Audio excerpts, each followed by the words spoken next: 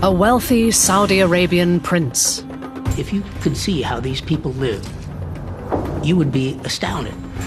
Charged with executing one of history's most remarkable drug deals. The very fact that he was a Saudi royal, authorities could not touch him. Two witnesses with questionable motives. And this is where our justice system grossly loses its sense of balance.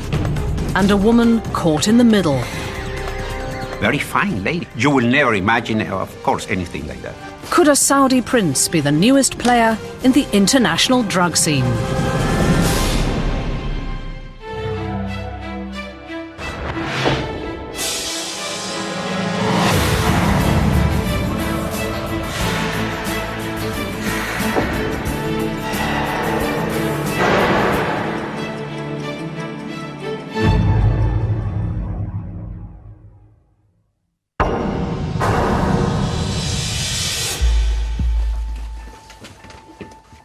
A squad of narcotics police moved quietly through the halls of a nondescript house in Noisy-le-Sec, a grey industrial suburb just 6 miles from the centre of Paris. At the arranged time, the police forced their way in. They found almost a ton of cocaine. It was the largest shipment of the drug ever seized on French soil.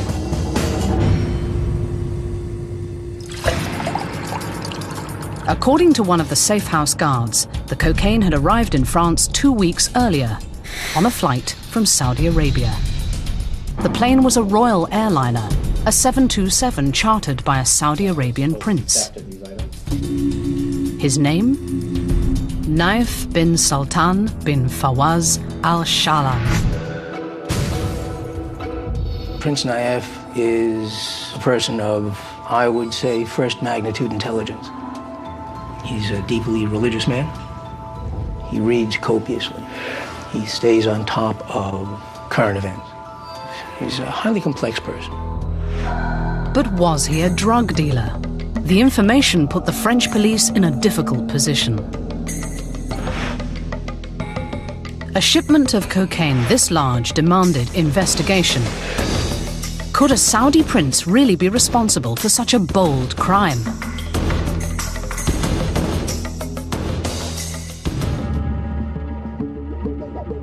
The Saudi royal family has ancient roots, but very modern wealth and power.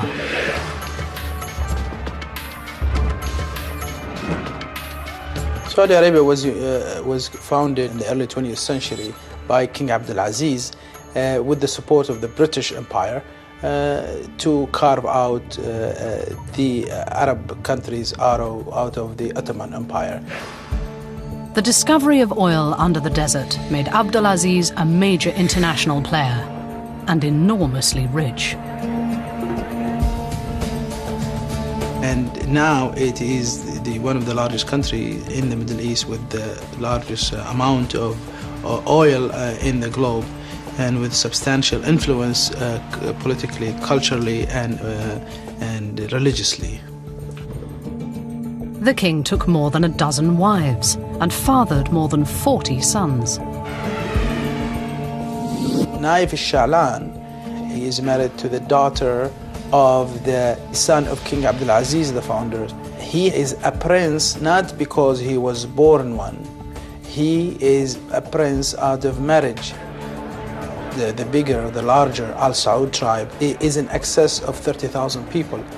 And every one of them is born with a golden spoon or several golden spoons in his mouth. Saudi princes are famous for the opulence of their lifestyle. Palatial homes, private jets, sprawling holiday homes, and extravagant shopping sprees. And even though Prince Naif is far from the throne, his way of living is just as privileged. Somebody like Naif al-Sha'lan, you're talking about tens of millions, if not hundreds of millions of dollars. So the amount is beyond belief.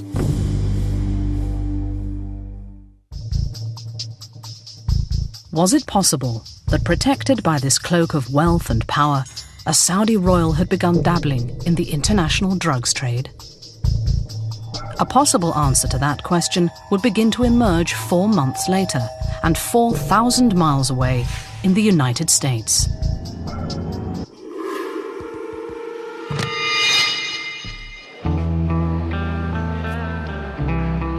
In October 1999, the US Drug Enforcement Administration, or DEA, was concluding a major investigation called Operation Millennium. With the cooperation of the Colombian government, the US was arresting dozens of top-ranking drug traffickers. Helping the DEA was an unusual go-between, a charming and persuasive man of mystery called Baruch Vega. Baruch Vega was an intermediary between the US Justice Department and Colombian drug traffickers. And 2 drug traffickers that Baruch Vega knew were Carlos Ramon and Juan Gabriel Usuga. Usuga and Ramon were possibly 2 of the most successful drug traffickers ever to come out of Colombia. Each man was blind in one eye, which was how they got their nickname, the Cyclops Brothers. It was Baruch Vega who arranged for Carlos Ramon and Juan Gabriel Usuga to come to the United States and enter into their plea bargains with the Justice Department. The Cyclops brothers were ready to divulge their supposed drug-dealing secrets in return for reduced sentences. And there was one deal in particular that Carlos Ramon wanted to talk about, a drug smuggling job in 1999. He says, I was a direct participant in this drug exportation. He says, I was dealing directly with an Arab prince. When the merchandise arrived to Paris, part of the merchandise was seized in France. For the DEA agents, there was a simple way to check this extraordinary tale: by talking to their counterparts in the French government. The story appeared to be true. The French authorities confirmed a drugs bust in a Paris suburb where almost a ton of cocaine had been seized. In the United States, investigators believed that they could now trace the journey of a major shipment of drugs from Bogotá to the outskirts of Paris. And the man behind the deal? Prince Naif al-Sha'lan.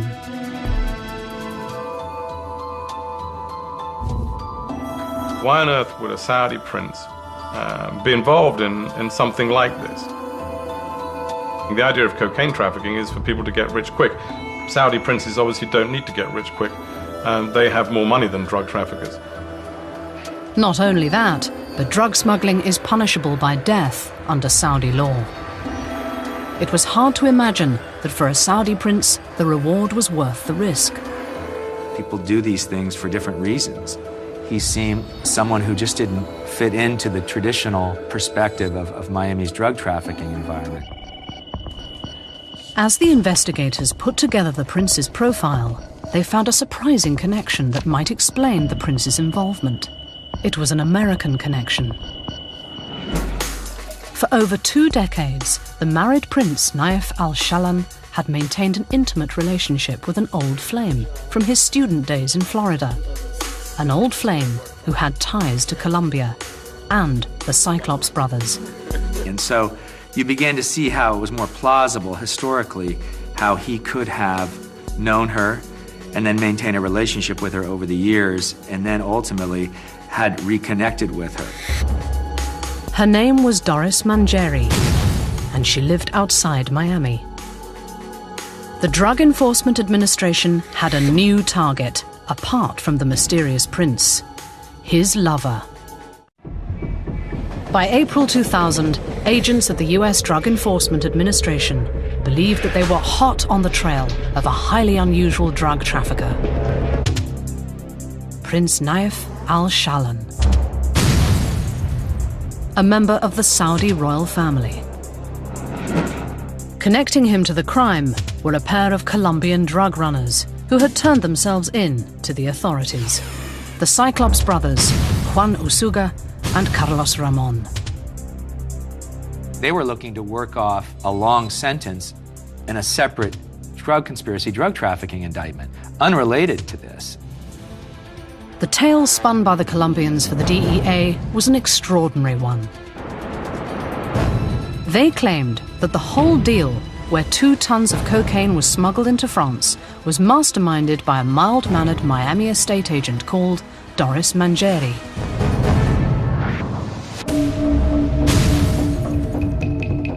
But the idea of Mangieri engineering an international drug deal seemed incredible.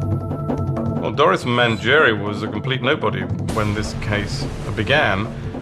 She was a Colombian-born, Miami resident, US citizen, and a local realtor. Very polite, extremely well-educated person, a very fine lady. I mean, absolutely. You will never imagine, of course, anything like that.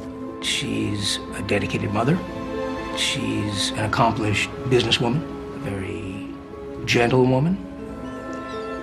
And she doesn't have a dishonest bone in her body. And yet, the Colombians maintained that Doris was the linchpin of the drug shipment. Miss Mangieri's role in this whole thing seems almost as fantastical as Prince Naif's role in this whole thing. But then once you started to see how they had a history together, it didn't shock you as much.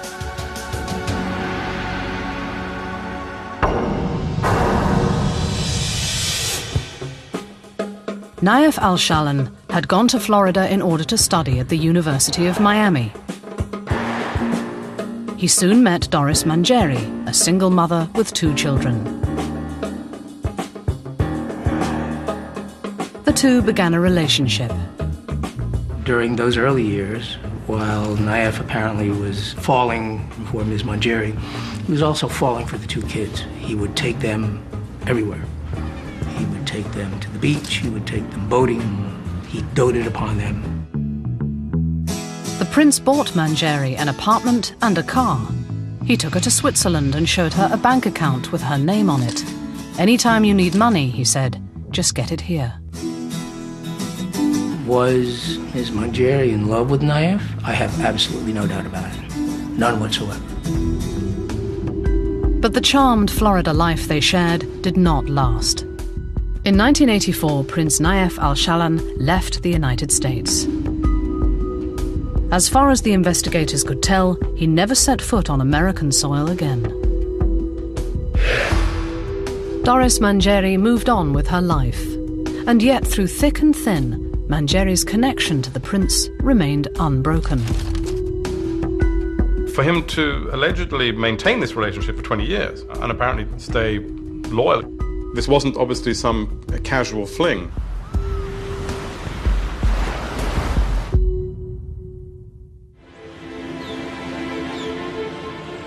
By 1998, Doris Mangieri was twice divorced with 4 children. She had settled into the comfortable world of Miami's upper middle class. She was living in what was described as $1 million house in Coral Gables, which is a very old, fashionable suburb of Miami, and she was living a very good life. Maybe it lacked a certain excitement, I don't know. Whatever Doris's reasons, the Colombians alleged that she made overtures to them about a possible drug deal. The Colombians said that Doris contacted them through a go-between, an old friend from her years in Colombia called Ivan Lopez. Ivan Lopez and Doris Mangieri knew each other going back into the 70s. Lopez knew Usuga, and it was through Lopez that Mangieri came to know Usuga and then ultimately Ramon. Mangieri hinted that she could introduce them to a major international investor, a Saudi Arabian prince. They knew that Mangieri was involved with somebody who was a part of the innermost circle of the Saudi royal family. She didn't wear it on her sleeve, but she made it known. So Ms. Mangieri made the arrangements for Usuga to meet Prince Naif, with whom she'd been romantically linked for years. Usuga and Ramon said that they had jumped at the opportunity. A meeting was planned. And there were different plots they were considering, but the one that they eventually adopted was to move the cocaine on the plane that belonged to Prince Naif. Or at least that's what the Colombians claimed. They said that in September 1998, they met Prince Naif al-Sha'lan for the first time. They went to Spain's glamorous playground for the rich, Marbella, on the Costa del Sol. The initial meeting in Marbella is where they had talked in theory, if you like, about the possibility of doing some business. According to the Colombians, the meeting went so well that the group decided to work together. A plan was soon formulated. And they hatched this idea of using the Prince's 727 jet airplane to move cocaine from Colombia through Caracas to Saudi Arabia and then to Paris for the purpose of distributing a couple of tons of cocaine in Europe. And that's how this whole thing began. In December 1998, Prince Naif invited the group to Saudi Arabia for a meeting in the desert and to allegedly discuss the details of the drug deal. Well, supposedly the trip out to the desert was key. The meeting conjured up a scene from the Arabian Nights, complete with air-conditioned Bedouin tents, extravagance and luxury. The meeting in the desert was allegedly where everything, if you like, came together. That they would do this shipment of 2 tons of cocaine from Colombia via Venezuela using the Prince's jet. The Prince's access to a chartered plane was key to the whole operation. There was no way anybody could have ever searched that plane to find that cocaine because he was off limits. And so it was like the perfect smuggling device, you know, to move the cocaine from Colombia to Saudi Arabia. He thought because of his status as a prince that would allow him to do whatever he wants, and his plane would not be searched and they will never find the drugs. As a test run, the group allegedly decided to fly 2 metric tons of cocaine, 4,400 pounds, on the Prince's plane. The Colombians could sell a load that size for $36 million. The Prince's share could be as much as $15 million. In fact, this was going to be the first of many loads of cocaine using the Prince's royal jet, shipping the drugs to the Middle East and eventually into Europe. It was an around-the-world operation, from Venezuela to Saudi Arabia to France, over 10,000 miles in total.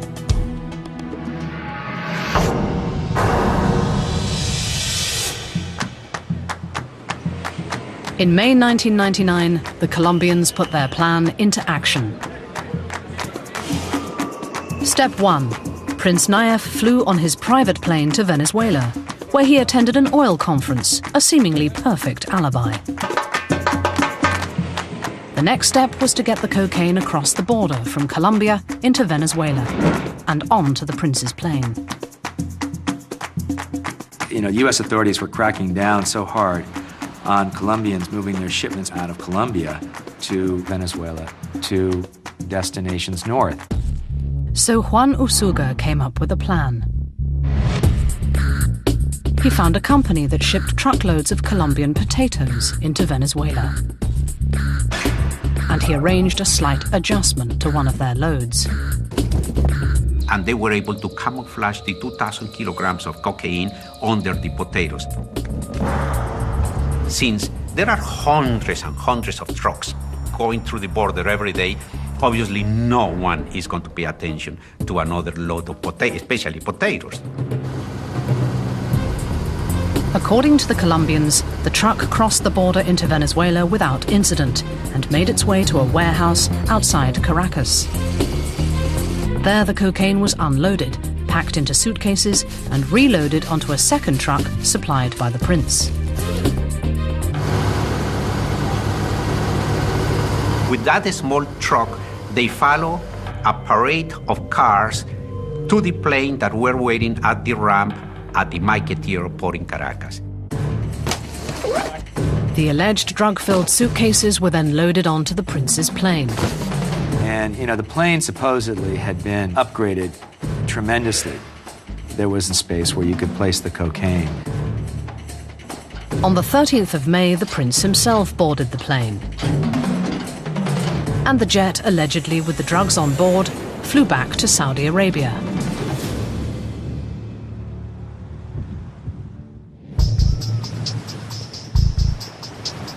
Two days later, the plane left Saudi Arabia, and on the 16th of May, it landed at Le Bourget airport outside Paris.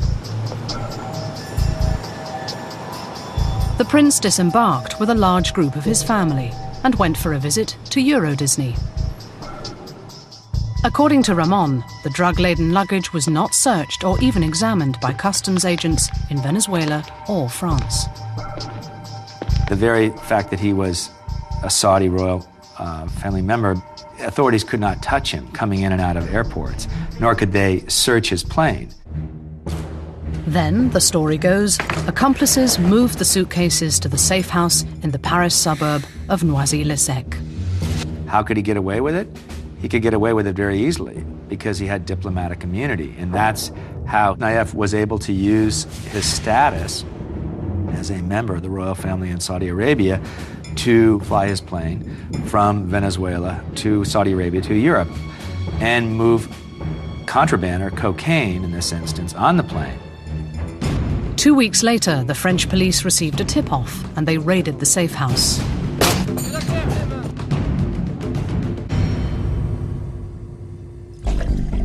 Swept up in the initial raid was the chemist hired by the drug traffickers to weigh and measure the cocaine. He knew just enough about the shipment to tell the police that there was a Saudi connection. But by the time the French had identified the plane, it was too late. So the plane, if you like, had come and gone. The French still hoped to locate and interview the passengers of the prince's plane. They knew the plane was flying to Saudi Arabia. But the Saudi government was less than helpful. The reaction of the Saudi government to Prince Naif Sha'lan's cocaine smuggling was, how can we protect him? And that's what they did. Meanwhile, back in the United States, Doris Mangieri and her friend Ivan Lopez had no idea that Ramon and Usuga were incriminating them to the Drug Enforcement Administration. And this is where perhaps Mangieri and even Prince Naif and Mr. Lopez are so naive. Because anytime you do deals with Colombian drug traffickers, you should be ashamed of yourself. Not because you're breaking the law, but because you're so stupid. You never, ever want to do deals with these guys. They will double-cross you. And that's exactly what Ramon and Usuga did. Double-cross their partners and pin the alleged scheme onto Doris, Ivan Lopez, and Prince Naif. The DEA wanted to speak to the prince about the Cyclops brothers' story, but he was in Saudi Arabia.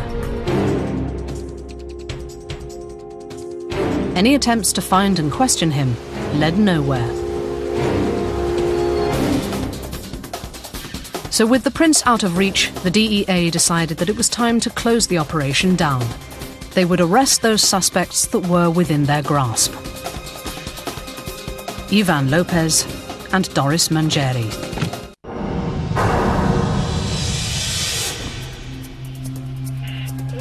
On a summer morning, Drug Enforcement Administration, or DEA agents, in assault gear, surrounded a pleasant, affluent house in Coral Gables, Florida. The agents were certain that the owner of the house, Doris Mangieri, was a pivotal player in a drug smuggling operation that had landed the biggest ever shipment of cocaine on French soil. Her collaborator, they believed, was Prince Naif al-Sha'lan, a member of the Saudi royal family. The prince himself was safe in Saudi Arabia. So the agents would have to settle for Doris. The DEA execution of the search and arrest warrants on Ms. Manjeri's house is the kind of stuff of which cop TV shows are made. Ms. Manjeri was starting her morning. One of the agents made what is called a finger call to her house, just to make sure that she was home. Manjeri picked up the phone. Hello? Hello? The caller hung up. The assault team moved closer and closer. Moments after that, a gang of DEA agents went through the door. It was a horror show. The DEA arrested Manjeri.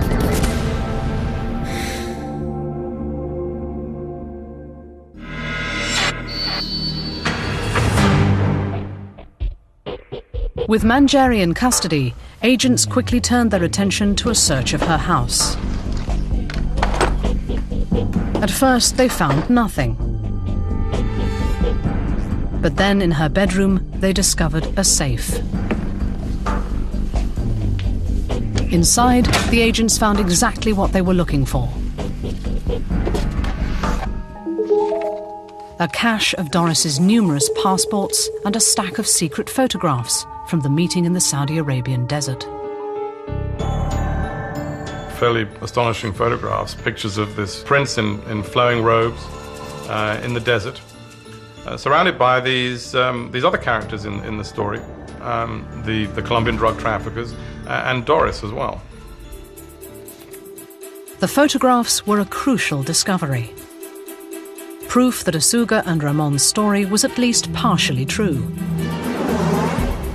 Doris and the prince had met with them in the desert of Saudi Arabia. And the passports reinforced the DEA's theory that Doris Manjeri was a woman with plenty to hide.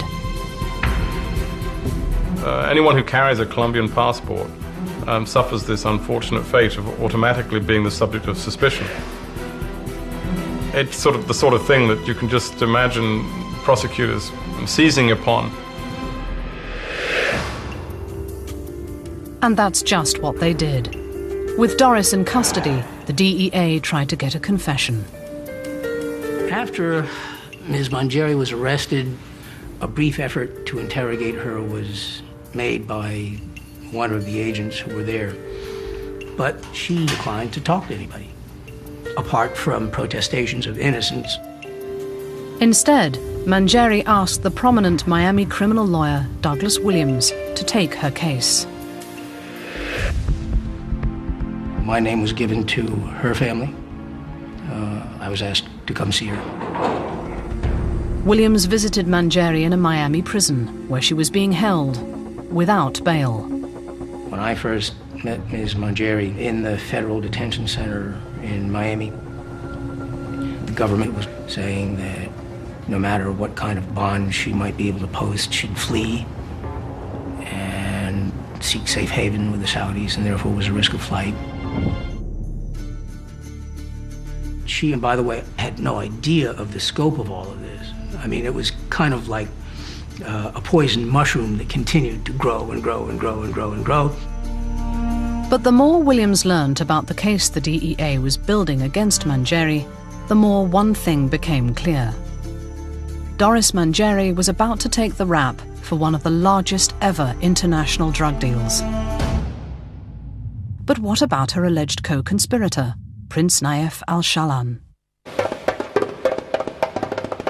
On the same day that the DEA raided Doris's house, the US Justice Department arrested her friend Ivan Lopez, and it also formally indicted Prince Naif al-Sha'lan.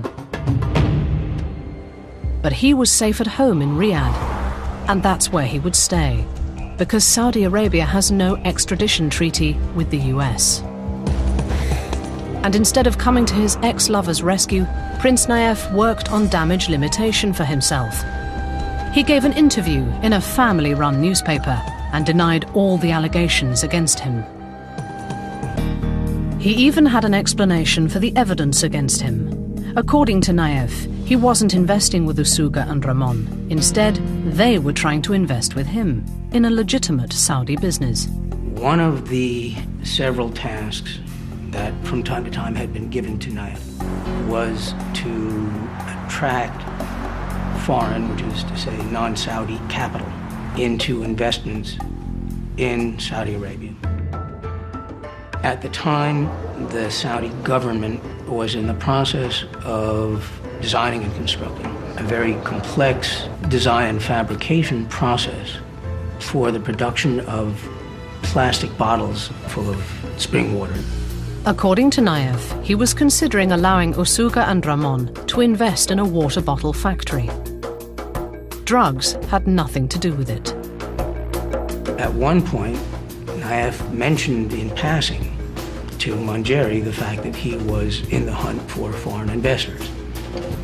Manjeri mentioned it to Lopez. Lopez apparently mentioned it to Usuga.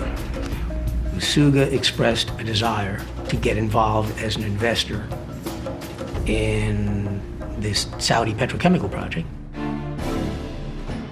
Naif's alibi was nearly flawless. He admitted to the undeniable facts, the meetings with known drug dealers in Spain and in the desert. But he gave those facts an innocent and plausible explanation.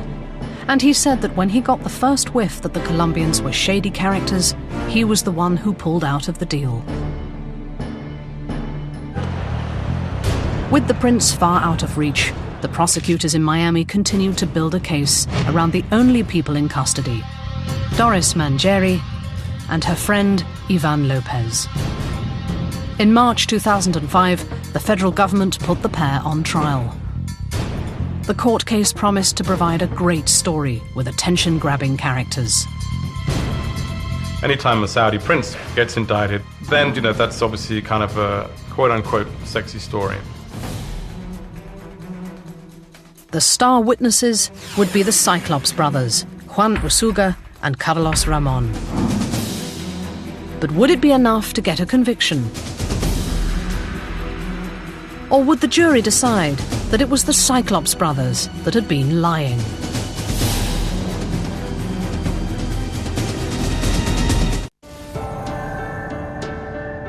In March 2005, a remarkable trial began at the federal courthouse in Miami. The case was built around an extraordinary allegation that a Saudi Arabian prince, conspiring with two Colombian drug traffickers, had used his own chartered aeroplane to fly 2 tons of cocaine from Venezuela to Paris. It was extraordinary for us to see a court case that named a Saudi prince, a member of the Saudi royal family supposedly, involved in cocaine trafficking. But the prince himself would not be standing trial, nor would the 2 drug smugglers. Instead, Doris Manjeri and Ivan Lopez were sitting at the defendant's table. When the case actually went to trial, what we were looking at in court were the 2 least interesting people. And this was a bit of a show trial. I say show because it had this aspect of being a case where the 2 defendants never actually produced the cocaine or received the cocaine or distributed the cocaine. So the U.S. government and the prosecutor's office here were kind of pushing their luck. To strengthen this tenuous connection between the defendants and the crime itself, the government had charged them with conspiracy to possess narcotics with intent to distribute. All you have to prove is that she met with some of the active participants in the cocaine smuggling operation or made a phone call to one of the participants. It didn't matter that it didn't come into the United States. They carried out the whole thing from U.S. soil, that is Miami. And this was what the prosecution set about doing. Their main source of information was the Cyclops brothers. Carlos Ramon and Juan غيابيا both testified in court, and so they gave their accounts of what happened. They retold their thrilling international tale. starting with the truckload of potatoes in Colombia and finishing with the raid on the French safe house. And they insisted that Doris Mangieri was the person who had put the whole plan in motion.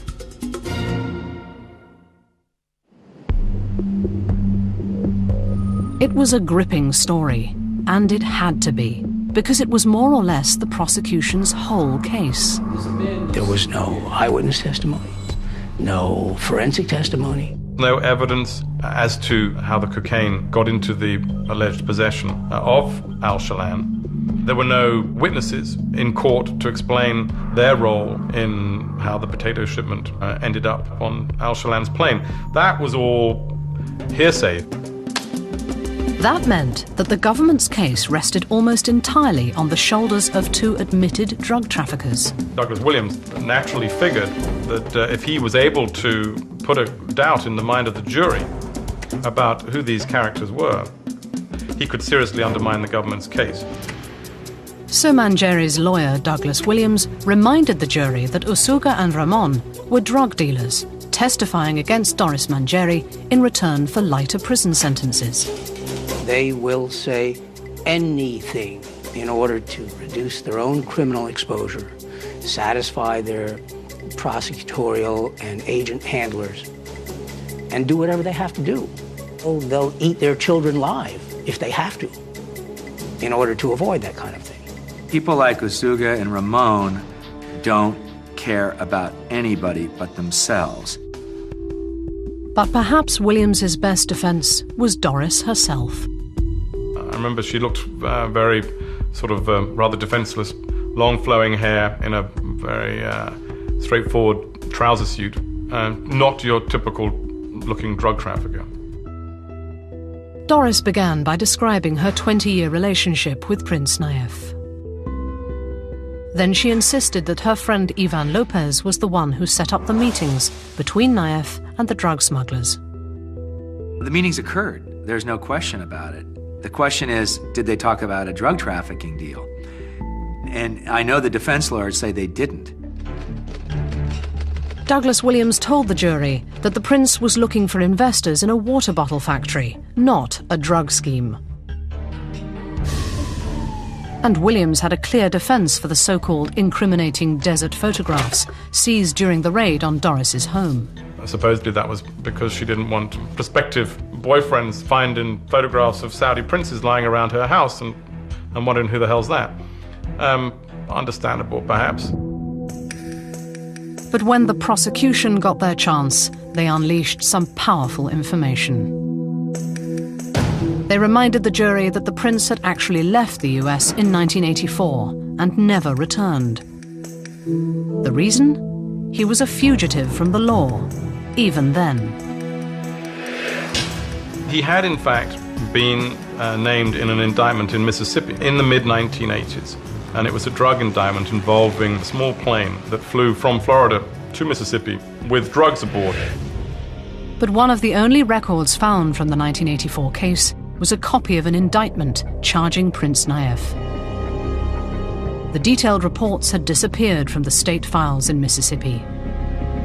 I know the defense lawyers tried to find out more about it, and they ran into the same problem we did. There was no evidence.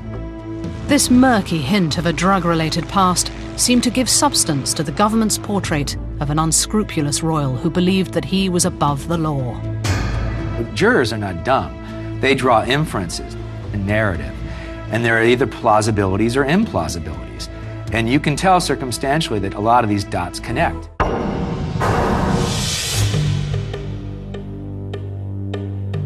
After deliberating for 8 hours, the jury returned its verdict. Guilty. Doris Mangieri was devastated. To say that I was surprised and rocked back on my heels by it as she would be an understatement. Neither of us expected it.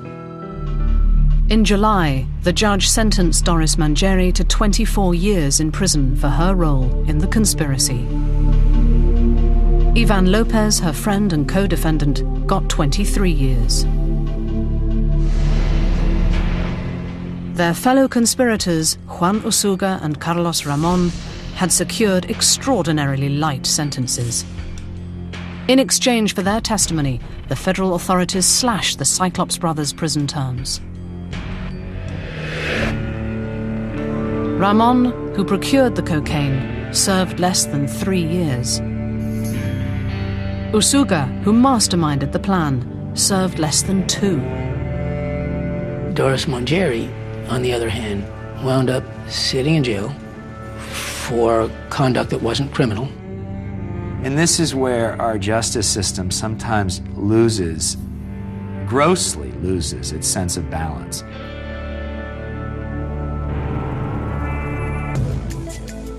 In 2007, the French government finally put Prince Naif al-Sha'lan on trial in a courtroom north of Paris.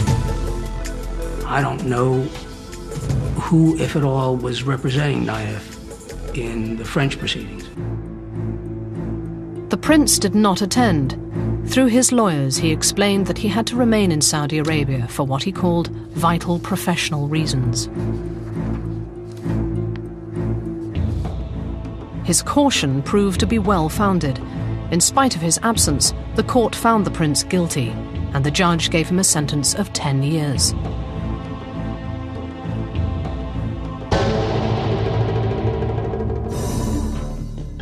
Prince Naif has not returned to France to serve his sentence. The prince is a fugitive from justice. In a case where you have a fugitive from justice, it doesn't matter who you are, whether you're a man on the street charged in a crime, or whether you're a prince in a royal family in Saudi Arabia. If you evade justice and you run from justice, you will be charged with evading your crime. And the crime here is, of course, drug conspiracy. The prince was safe in Saudi Arabia, and that's where he would remain, out of reach of the law.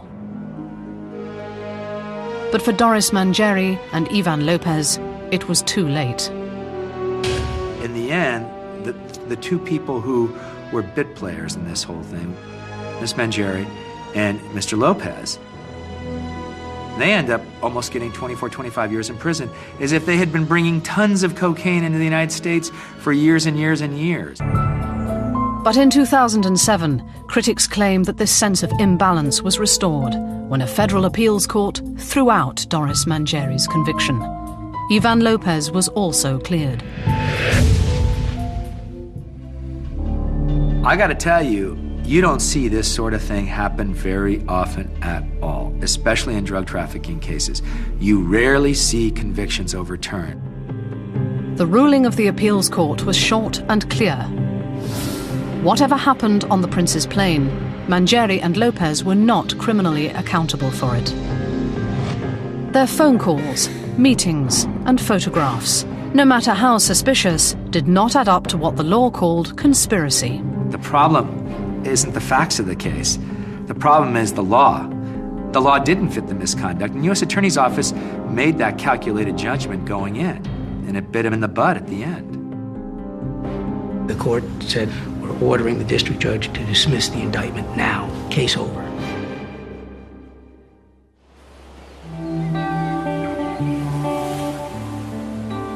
On the 16th of August 2007, after 5 years behind bars, Doris Mongeri was set free. The federal government did not appeal the ruling. Although they can't meet on American soil, the prince and Doris Mongeri are probably still in touch.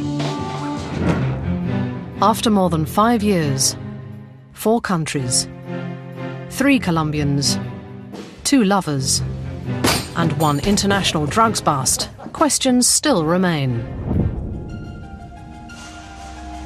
Did a wealthy and religiously devout prince dabble in drug smuggling? And if so, why? US officials have wondered whether perhaps the prince was trying to raise untraceable money for an illicit purpose, like funding terrorism against Western targets. Using drug proceeds to finance terrorist activity is very common in the modern era. It's been going on for decades and decades and decades. Whether the prince was involved in that kind of activity, It's anyone's guess. It's a dramatic theory, and many are not convinced by it. It just doesn't wash. It doesn't make it for a variety of reasons. They weren't anti-American. They weren't anti-Western. But there's another theory to justify the prince's involvement. Greed. A prince with $50 million asset, he looks at the other prince with $200 million asset and he says, well, I should get more. And how do you get more? Let's control the drug smuggling business. Prince Naif al-Sha'lan continues to deny all the charges against him. For the governments that wanted to put him behind bars, the prince has proved to be too elusive a target. For now. There will always be that warrant as a fugitive, and there will always be that indictment hanging over him. And if he decides to go to Europe or come back into the United States and get stopped, he, without question, will be brought to South Florida, to Miami, and he will be tried on these charges.